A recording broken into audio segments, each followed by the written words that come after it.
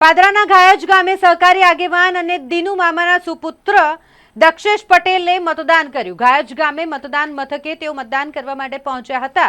પાદરા નગરપાલિકા હોય, જિલ્લા પંચાયત હોય કે તાલુકા પંચાયત હોય, તેની ચૂંટણીને લઈને મતદારોમાં ભારે ઉત્સાહ છે અને મતદાન કરવા માટે તેઓ પહોંચી રહ્યા છે।